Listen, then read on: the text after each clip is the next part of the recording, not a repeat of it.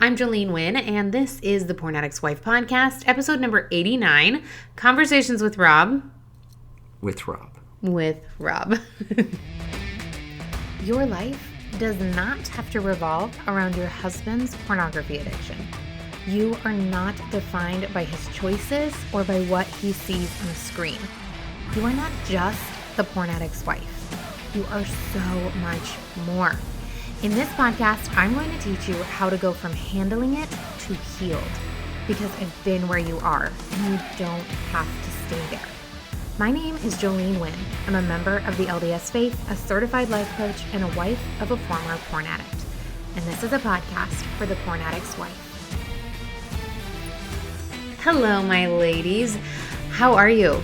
I hope you guys had a great weekend. That was a funny little intro because usually I name these and I haven't named it yet because we're going to talk about some frequently asked questions. We're going to talk about... Yeah, it's just FAQs. Yeah, maybe that's what I'll retitle it. Add that on the end. Anyway, but before we begin, I have to tell you about what we did this weekend. We went to a Phil Wickham concert. It was phenomenal. It was so good. I have never been to a Christian concert, so I don't know if this is in the norm or if it's abnormal, but it was mostly like a worship session, and it was just incredible. So it was Phil Wickham and Josh Baldwin and Naomi Rain, and if you don't know who they are, go look them up and listen to their music. It was so good, and here's what I... Not only to tell you that it was amazing and I had such a great time, and you should go look all of them up, but also I loved being in that room. There is a power and an energy being in the room, and it made me really excited. I'm going to tell you guys something that's coming up. You guys ready? I am hosting a retreat in the fall, in October.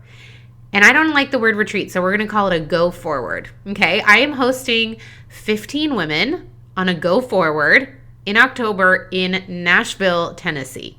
And it made me so excited about this because just being in that room, you guys, the energy that you can feel and the group community that was all together, like it was just so powerful. And there's only so much you can get on a podcast or from a Zoom call. And so I have wanted for years to do something in person. And so I'm super excited about this. And mark your calendars. And if you know you want to go, you're going to want to pay attention and put it on your calendar and tell your husband that you're going to Nashville in October with me, because it is going to be so much fun. And it made me so excited just to think about all you ladies and how powerful it's going to be in a group together, in person, all together. It's just going to be so good. So that made me really excited. And then second thing I want to tell you guys, I want to remind you, you guys know that my word for this year is intentional. And every single class, or every month this year rather, inside my coaching program, I'm teaching a new class. And the class that I'm teaching in February is called Intentional Intimacy. And I'm going to dive into not only physical intimacy, but emotional intimacy.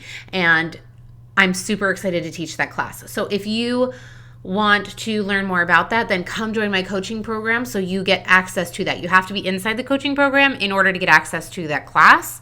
So come join and come learn with us in February. The call is going to be February 17th, I believe. So come join before then so that you can be on that call and learn all of it. Super excited. Okay. You ready, Rob?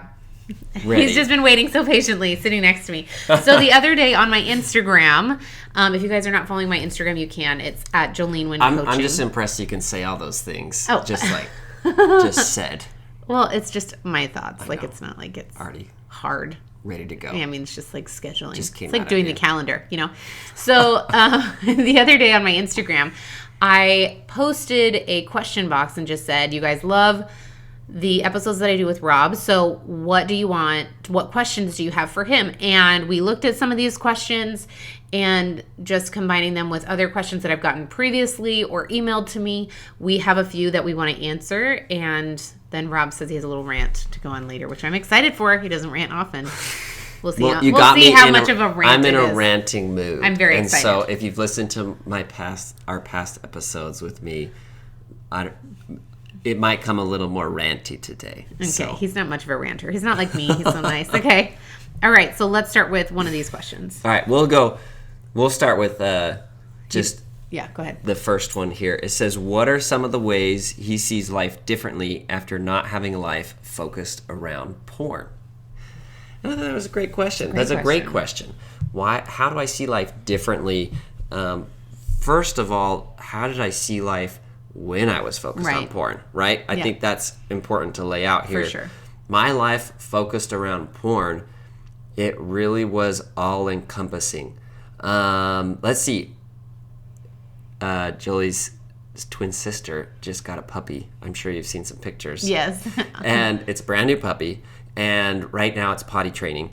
And when that puppy's potty training, pretty much your whole life revolves around that it's puppy. Like you're just that like puppy on potty high training. alert. Like even the back of your mind, it's just like always aware of where the dog is and how long it's been since they've Dog out in the gone. bathroom and it's scratching at the door. I need to go out. Where's the dog? Is the dog chewing on something? Like always in the back of your mind. That's kind of what reminds me. I've never had a puppy. Right, but we did have several babies. Okay, so we have 5 kids, and first time you get home, a new kid from the hospital. Yes, the first time. I mean, by kid number 5, it wasn't as bad. Like it was not as bad. That's not what I mean. But like my brain was a lot more relaxed. But I remember bringing my daughter, my first home from the hospital, and I remember when she turned 2 weeks old, and Rob turned to me and said, "Hey, she's 2 weeks old today," and I was like, wow, I feel like my life hasn't been in days. It's only been in 3-hour feeding segments since I brought her home from the hospital. It was like time warps in like some bizarre way because your brain is just entirely focused on this new human and their needs and figuring it out. And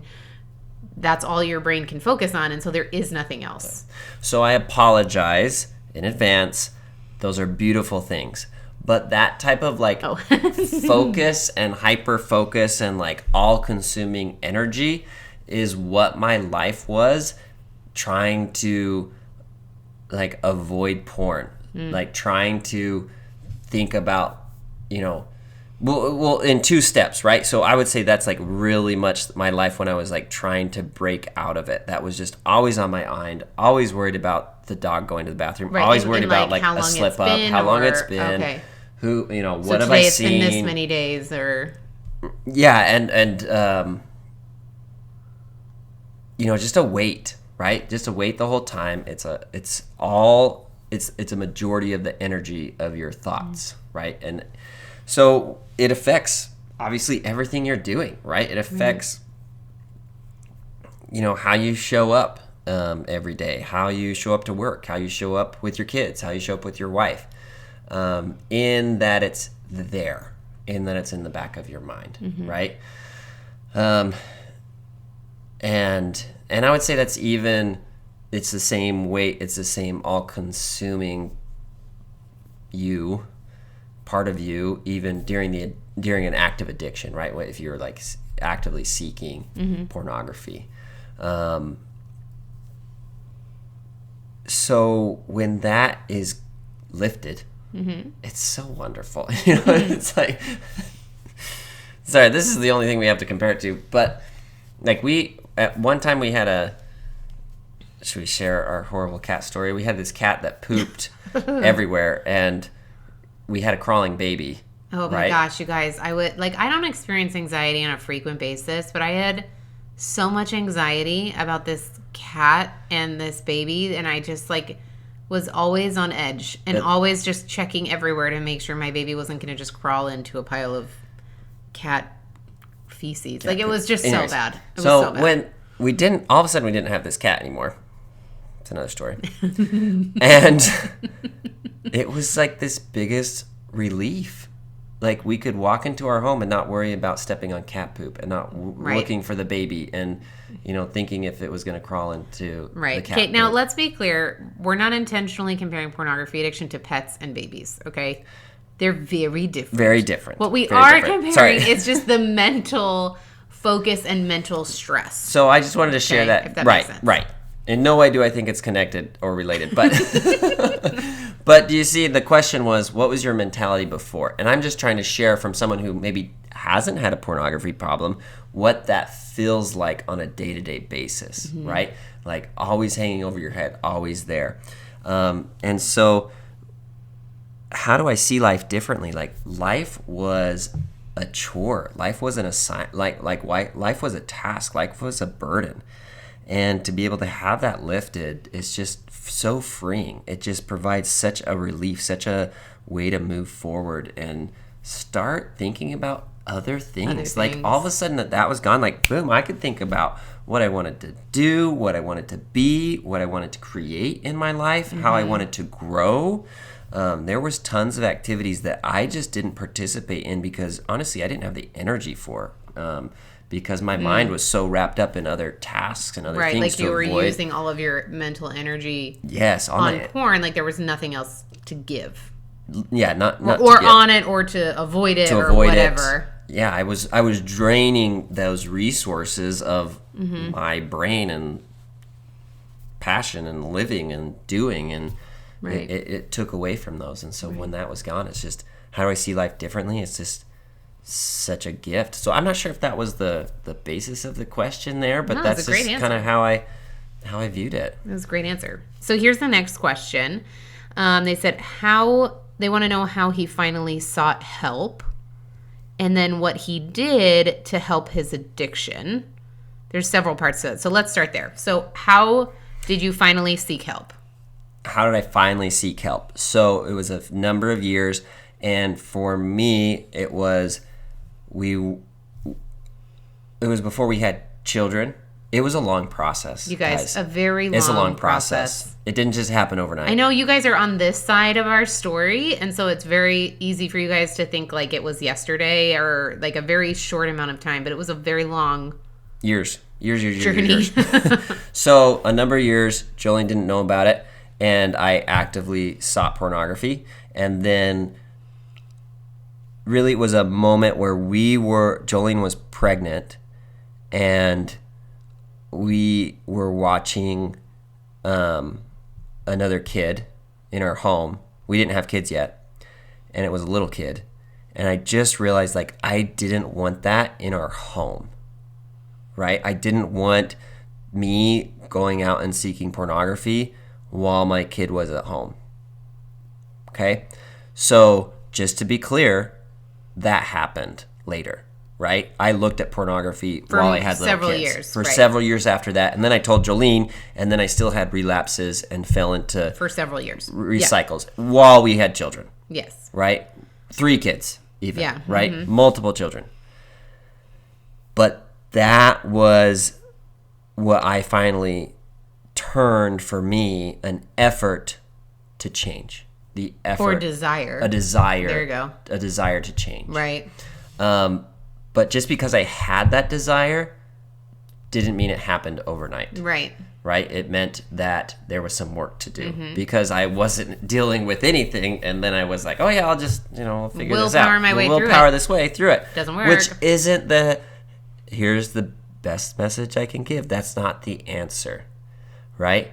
To just willpower it and cold turkey and cut it off, and then you won't have to want it, and then you won't have to look at it. That's the impossible way to go about that. Mm-hmm. That's the wrong way to go about it, right? You're just saying, well, I've had this problem, and then it's just going to go away. I'm just going to shove it under the rug. Not that some people can't do that, but I think the people that do that have a whole shift change inside them where they become a different person, right? They become a different person in a moment. I didn't have that. And so I went from just having the desire, the start of wanting to quit, and it took years of working. And so part of this question is how I finally sought help and what he did or does to help his addiction. So years later, right?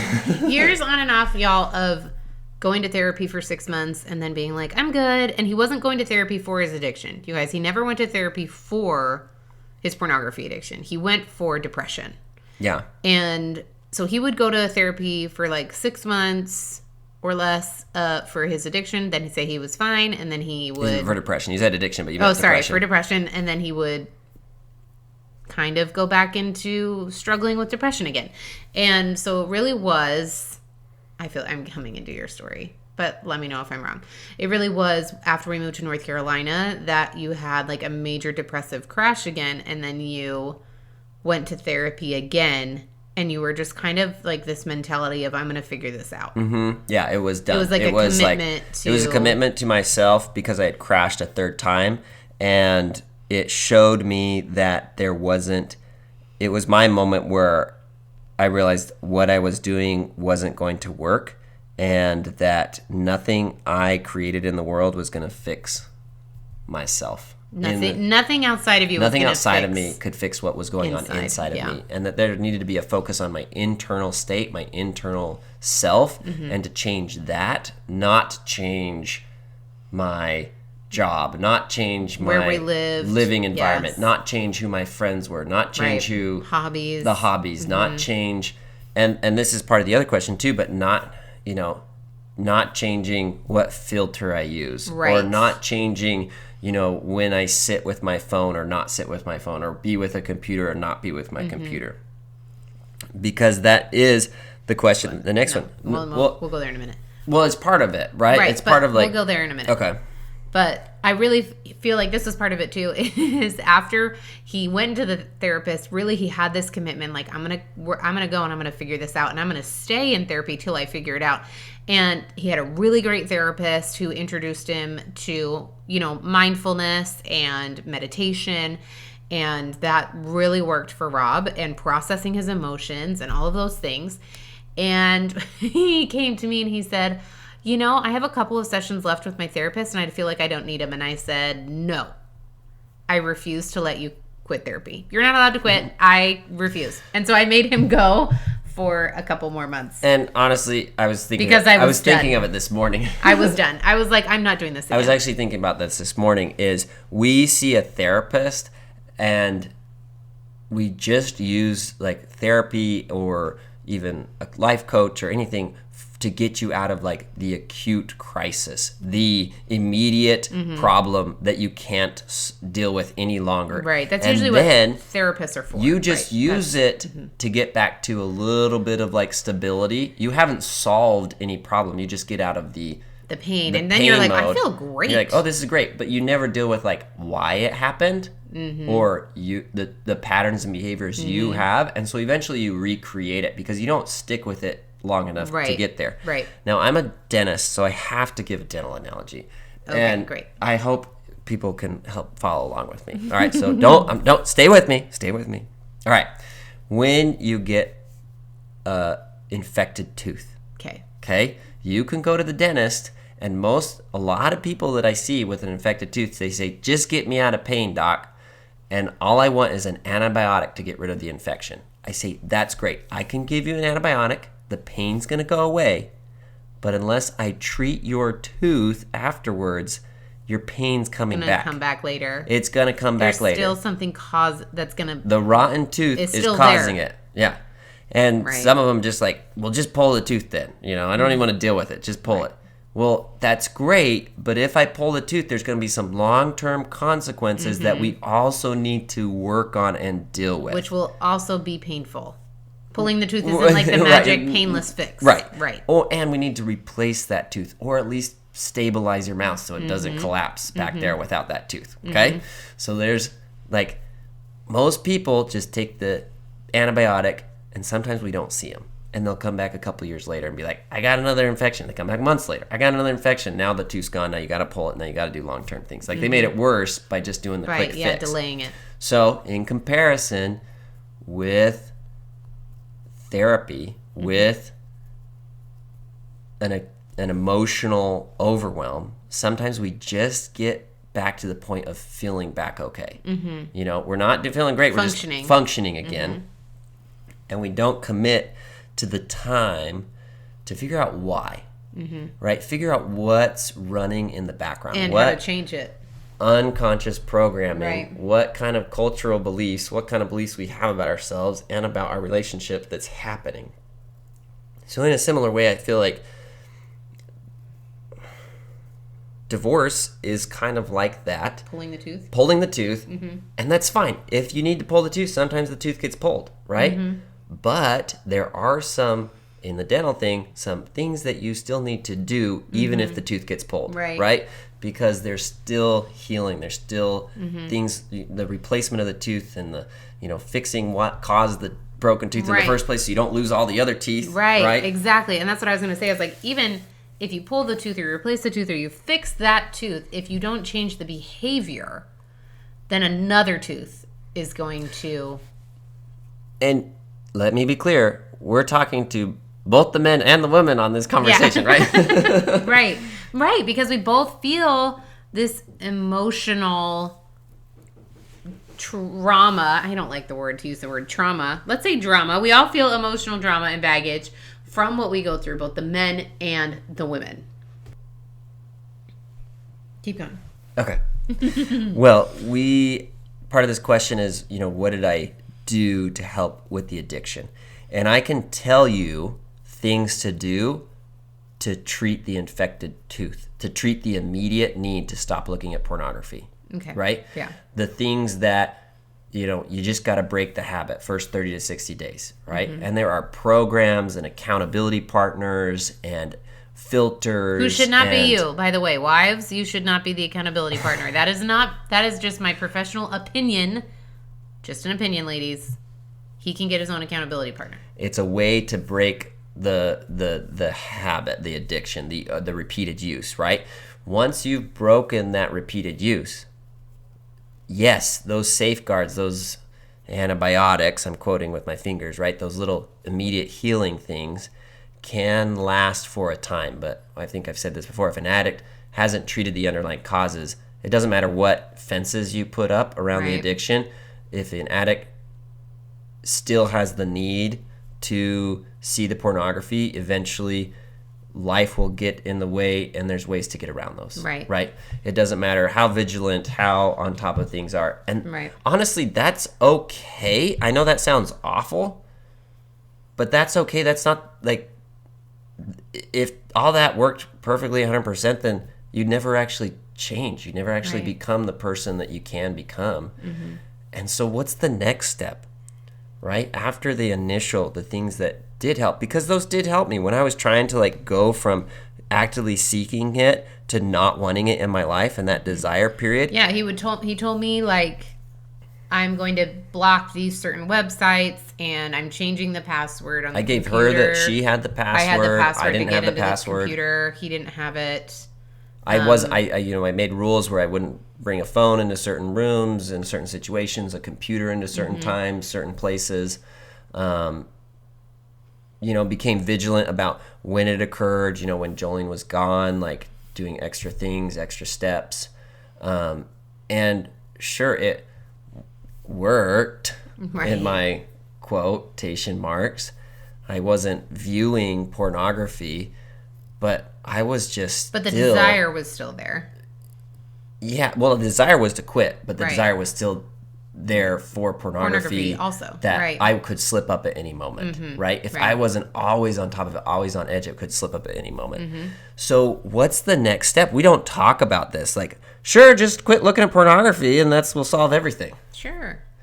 Well, for someone that's been addicted or struggled, there's a change. There's emotional needs underneath that pornography use that can be addressed and need to be addressed so that can actually be cleared completely. So that desire isn't even there. It's not necessary anymore. Mm-hmm. So then when there is a window where you aren't 100% on top of it all, and life is so stressful and it's there, well, then it's okay. There's no desire, so there's not going to be this gap where you fall back into the pattern. Ladies, if you're confused at all, go listen to it's between episode number 74 and 75. We did a bonus episode where we are talking about how pornography addiction is not about sex, and we kind of go into this, right? How the underlying cause of pornography is not an addiction to sex. It's not that you're not meeting his sexual needs. It's an emotional issue. Right? And that's what Rob's talking about here. Once you find the emotional issue and you clear that emotional issue, then even the desire for pornography is gone, because all that is a buffer. And that takes the next step. That takes going back to looking at those things, right? Whether that's continuing with the therapist longer than you just need to, or continuing with the coach or the program, right? To keep going, and really work on that internal state. Which is what Rob did. So he had his therapist that he was working with. He was really committed to doing honestly, it. those last three sessions that you made me go to didn't do much. Like I really wasn't a certain point. But I was so done, ladies. I was so done. I was like, I am tired. This is the last time I'm paying for you to go to therapy. It was good because I kept going with it. And it was a change because it was a change in how I was committed to go about it, right? And I went back because I was committed to keep going, not just even after those sessions. And if I felt like that was the route, he had given me the route to go, and I had found that route inside myself, and so I knew that that's where I was headed. So it was working, right? And so he was just kind of like, I got the tools. I'm going to keep going with him, you know? And that's really, yeah. So what they are, in a sense, it's the same thing Jolene teaches in her coaching program. Which is actually funny because that's the end of this question. He's the person who submitted this said, "Does he like your help?" That was the end of the question. And the answer was no. That was the answer. You don't like my help? The question was, when I was help his addiction, does he like your help? The answer is no. During the addiction, I didn't want your help. Not during the addiction. Do you like what I do? I love what you do. Right. What do you mean? I thought that was what she was asking. No, she's like, does he like your help with the addiction? I think all she's right. Well, let's answer both because we don't know which one it is. So, I didn't try to help him with his addiction? Do you feel like I tried to help you with your addiction? I feel like there was no point that I didn't even know about it for many years. I was never your accountability partner. Fair. I mean, you were aware, like we had conversations, or I would have you, have the password or something. And that was literally as much of a conversation as it was. It was like, hey, type this. I need to. He would bring me the computer, the laptop, and he'd say, here, I need you to change the password to something so that I don't know what it is. And I would say, okay. And she'd change it, and I would change it, and then he would take the laptop and go away. That's when he says conversations, ladies. That's what that is. That's how that went. It was not a conversation. It was true.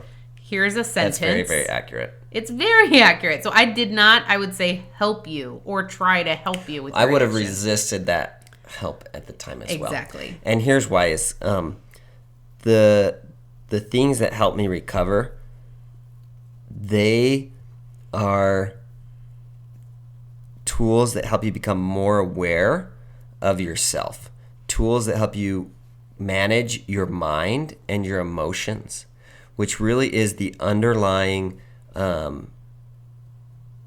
cause of that pornography addiction, is not having those tools and not having the mentality and the mindsets to manage your thoughts and manage your emotions, right?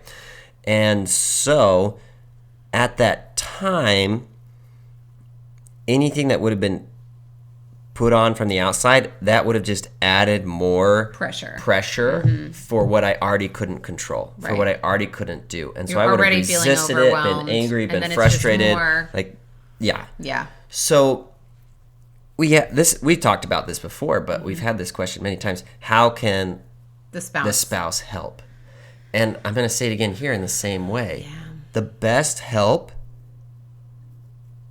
is for the spouse to learn those tools themselves, manage their minds and emotions themselves, and at the very least, and you don't do that in order to help your husband, you do it to help yourself, but at the very least, it's an example that the husband has never seen before, right?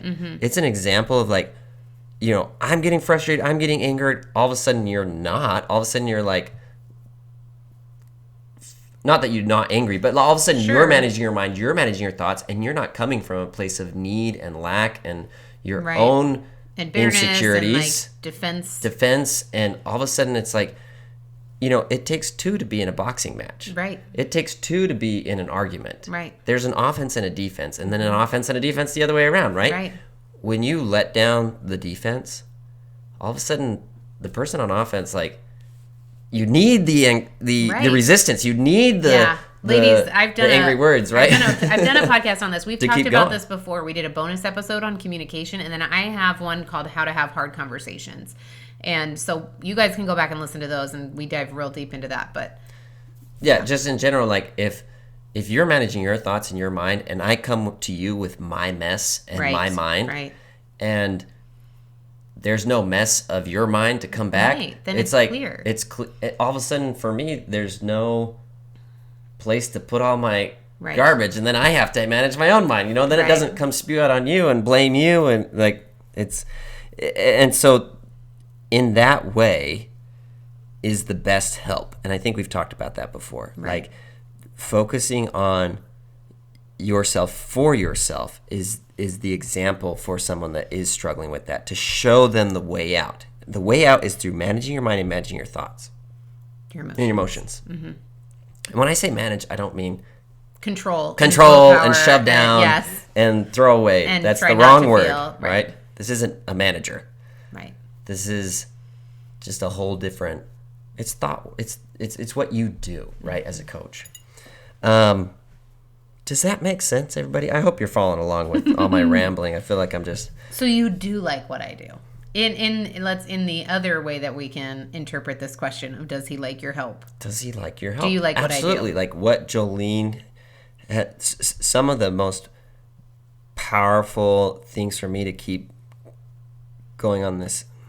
I don't want to say this. Your clean thinking, your clean thoughts improves both of us. Mm-hmm. Right? Well, we were talking about this yesterday in the car on the way to the most amazing concert ever, that we were talking about how I am the emotionally stable one in our relationship. I'm a little more emotionally everywhere. And we were talking about this because it's funny, because he wants things like routine. Like circumstantially, if that's a word, he likes things stable. Right. My outside, I want to do the same thing every time. And if I schedule something, I want to do it that way. I am go with the flow and loosey-goosey, and I don't like to have things scheduled. And I love to change it last minute. Change everything. I like to change my house, my home decor, my projects, my hair, like what I'm into. Like I love changing all the things all the time. So in that way, I'm more, I guess, what you could call unstable. And yet internally, I've always been much more stable. Yeah, you manage your thoughts, you manage your emotions. And I've always done that. I've talked about this before, ladies. I've always done this very naturally.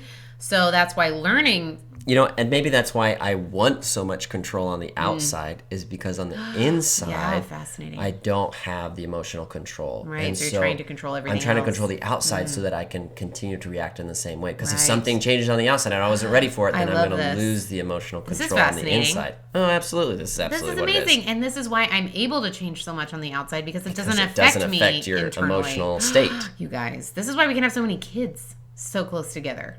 Because I was emotionally stable. I could have a lot of kids. Right. It wasn't throwing you emotionally. It wasn't throwing me emotionally. Yeah. Yeah. Yeah. Wow. This is so cool. There we go. Okay. Let's talk about the last question. This is so good.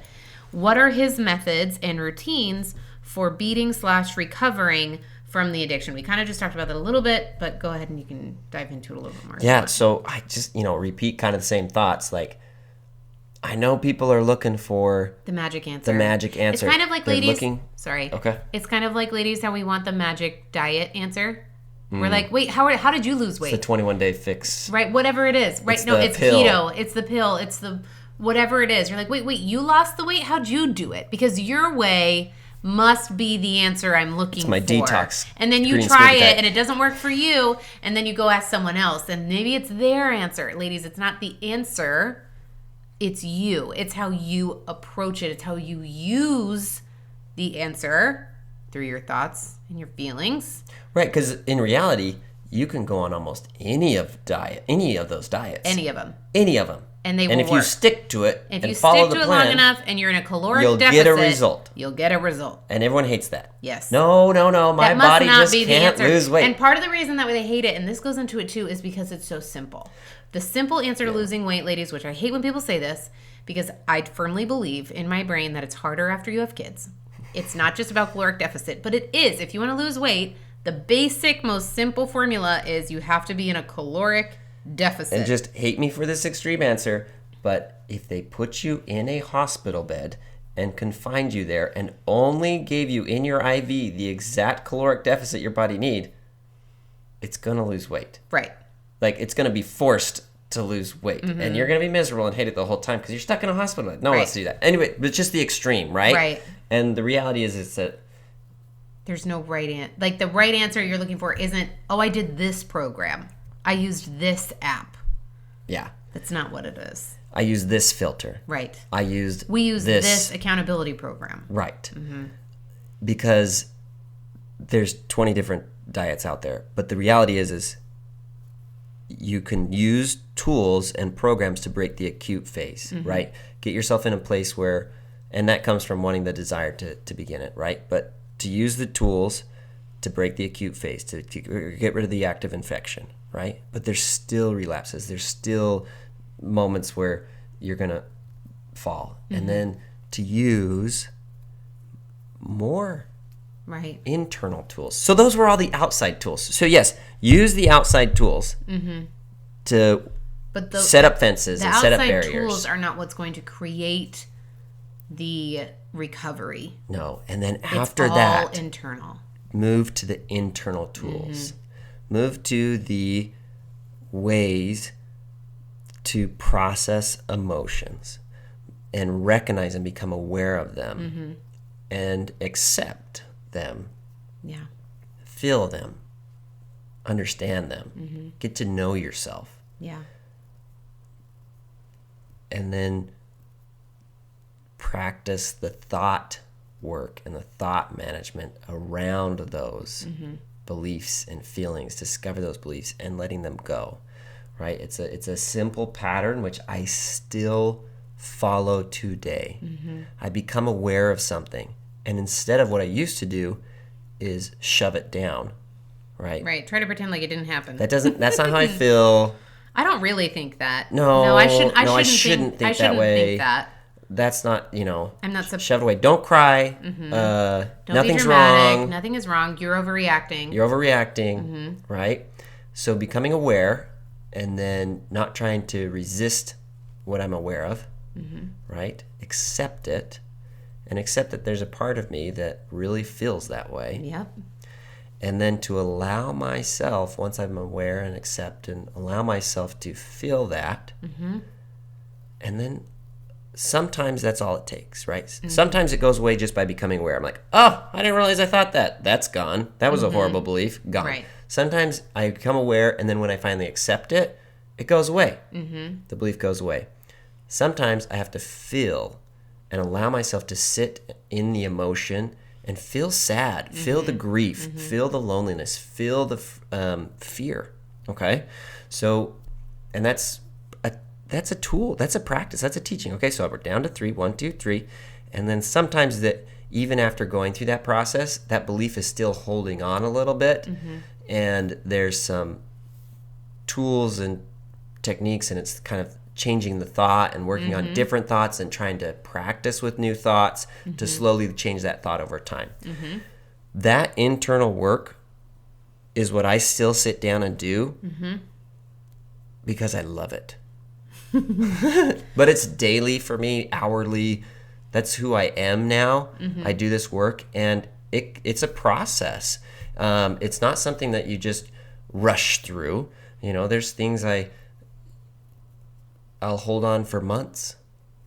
Currently, he's working on his anxiety, ladies, I'm which is working on a anxiety. whole nother podcast. It's great. It's amazing what we'll do that walls later. I've busted through on anxieties and different things and worries about what other people think about me and all of that. But it's the same pattern, process. The same process. It's this internal change. And once it's gone, that belief is gone. Right? Ladies, this is exactly what I teach my clients.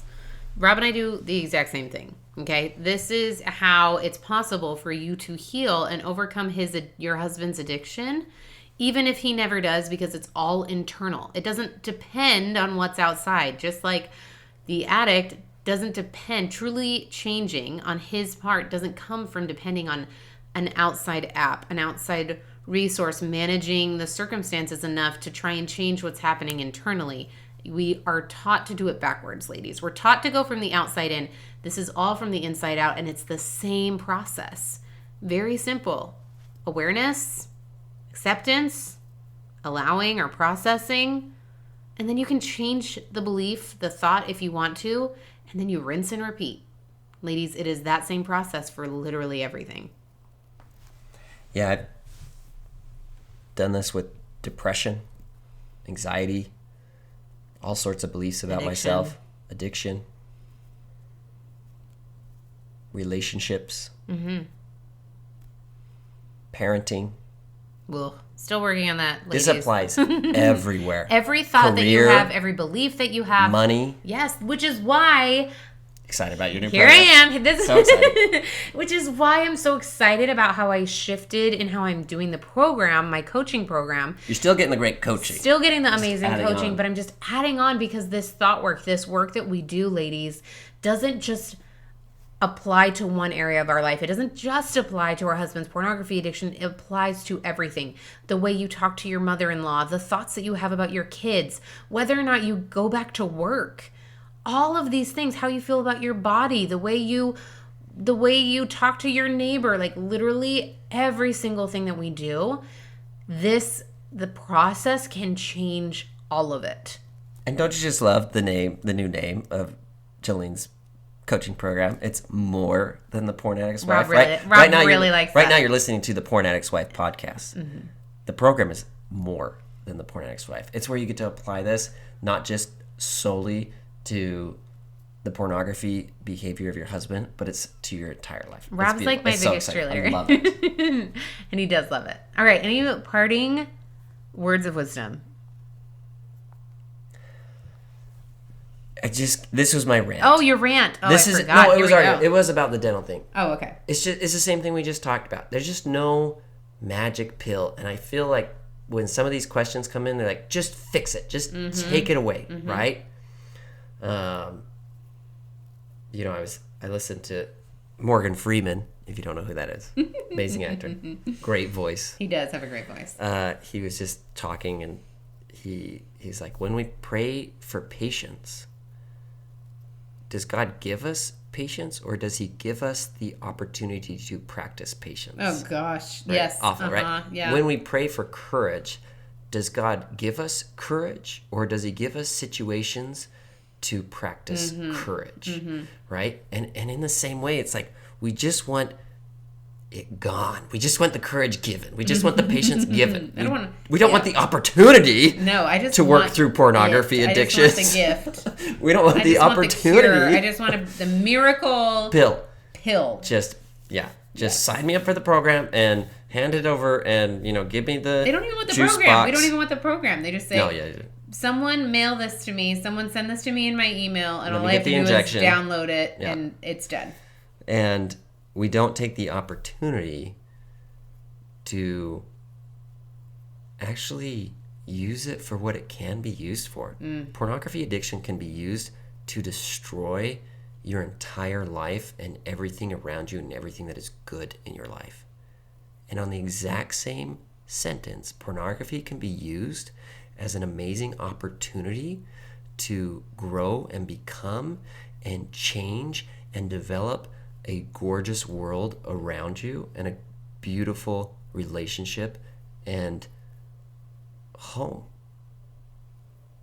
that could have never been there without it. And I'm not saying it's the cause. Right. I'm not saying you condone it. I'm just saying the pornography can be taken in either direction, right?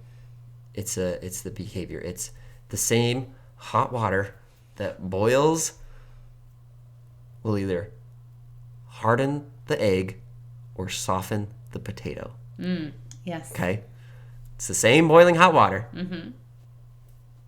Does it harden you? Does it destroy you?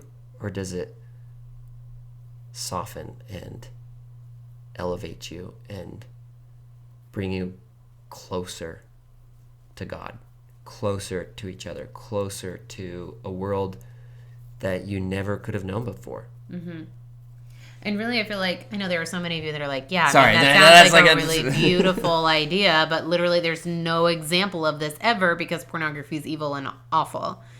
But can only destroy. But what I think, and we agree. And I agree. Pornography is evil and awful. To eliminate it from the world. And I am doing my best, ladies. Give me a few years, and I am doing my best to eliminate pornography forever. However, I think I absolutely 100% agree with what Rob is saying, and I've said this before. This is how I am grateful for what he went through, for what we went through, because I wouldn't be who I am today without it. And I know it's not simply the circumstance. It's not his addiction that created it. It's how I was able to work through it, how I was able to approach it, how I was able to use it and change myself. And him in the same way. Rob is a completely different person, a way better person. And we are connected on a much deeper level. And it's all because of what we went through and how we were able to face it and were willing to look inward and go through it and come out the other side better. And it really is all in your approach and what you decide to do with it. Here, ladies, you have this circumstance that you have no control over. And yet, even though you have a circumstance you have no control over, you still have control over what you do with it, how you respond. And that's entirely up to you. And that is what creates your life and the result of what you live. It's not his addiction. It's what you do about his addiction, your reaction to his addiction, the way you face it, the way you think about it, the way you feel about it, and how you respond, how you show up in that circumstance. That's what creates your life. Yeah, and it's not about, again, re-listen to what we were saying, what actually helped, and this is the subtlety of it. But you don't move through it by ignoring it, and that's not what we're saying, right? We don't move through it by wishing it away or pretending like it's all fine. That it's all fine. I'm fine, totally fine. Yeah. When we're not. But it's the process of changing yourself that go back and listen to it, right? Accepting that maybe this is how you are feeling about it, but that it doesn't have to stay that way. I love it. Ladies, thank you so much for joining us. If you guys want to come join my coaching program, you can go to jolenewind.com. You'll find all the info there. And ladies, don't forget, if you want to just keep your calendar open in October and come meet me in Nashville. I would love to spend an amazing girls' weekend with you there and be in the room and coach with you one-on-one for 3 days straight. I'm so excited. All right, fun. Ladies, and we're going to have so much fun. You guys, I'm so excited. I'm already planning it. I wasn't even planning on telling you guys about it until later, but mark your calendars. I'm so excited. I love you ladies so much, and I will talk to you guys next week on a brand new episode. So take care. All right, my ladies, if you enjoyed that podcast episode, you have to come join my coaching program. It is $2,500 for lifetime access to all of my online content and all of my coaching calls. Not only will you get one-on-one attention from me through coaching calls, you will also get to join this amazing community of women who are all working through this the exact same as you are. You'll also get 24/7 access to me through Slack, our private group messaging channel, and you will get access to all of the new material and content that I create. If you are ready to start applying everything that you've learned on the podcast and really take everything to the next level and start creating who you are as more than the porn addict's wife, I want to encourage you to come join my program today.